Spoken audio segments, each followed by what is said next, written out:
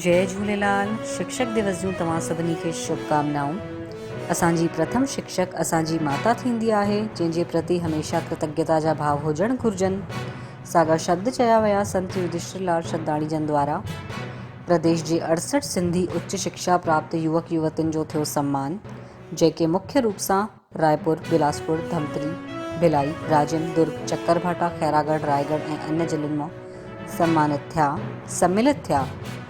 भारतीय सिंधु सभा छत्तीसगढ़ ऐं शंकर नगर शांति नगर पूज्य सिंधी पंचायत जे संयुक्त तत्वाधान में आयोजित कार्यक्रम सिंधी समाज में उच्च शिक्षा जी ओर बढ़ते कदम में मुख्य अतिथि के रूप पूज्य शतदाणी दरबार रायपुर तीर्थ जा पीठाधीश संत डॉक्टर युधिष्ठिरलाल शतदाणी शामिल थिया। उन्हनि चयो त असांजी प्रथम शिक्षक असांजी माउ थींदी आहे, जंहिंजे प्रति हमेशह कृतज्ञता जा भाव हुजण घुर्जनि। ऐं विशेष अतिथि के रूप में दिल्ली सिंधी एकेडमी जा वाइस चेयरमैन श्री सुरेश खत्री ॿुधायनि त अॼु समाज खे खपे त शासन प्रशासन में भी प्रवेश करे देश सेवा में पंहिंजो सहयोग ॾियनि। ऐं संत शदाराम सिंधी शिक्षण केंद्र रविशंकर यूनिवर्सिटी जा संचालक प्रोफेसर शैल शर्मा चयो त विश्व जी सभिनी खां पुराणी ऐं सभ्य संस्कृति जा वारिस आहिनि सिंधी समाज। ऐं सम्मानित थियल युवा युवतियुनि खे वाधायूं ॾिननि। ऐं भारतीय सिंधु सभा युवा विंग जे राष्ट्रीय अध्यक्ष सी ए चेतन तारवानी चयो त जेके युवा ऐं युवतियुनि जो सम्मान थियणु वञे नथो, उन्हनि पंहिंजे जीवन जी युवा अवस्था जा 5 वर्ष त्यागे करे महिनत कई, तॾहिं हिन मुक़ाम ते पहुता आहिनि।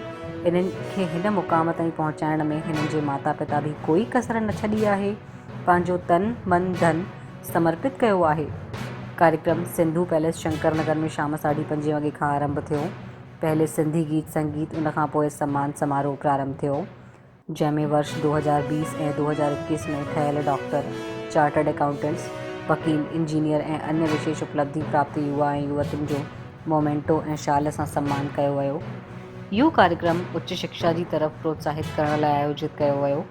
कार्यक्रम जा आयोजक टीम में भारतीय सिंधु सभा छत्तीसगढ़ जा प्रदेशाध्यक्ष अशोक नैनवानी, प्रदेश सचिव सतीश छुगानी, पूरी टीम तथा शंकर नगर शांति नगर पूज्य सिंधी पंचायत जा अध्यक्ष अशोक माखीजा, सचिव प्रहलाद शादीजा ऐं उन्हनि जी टीम सम्मिलित थिया।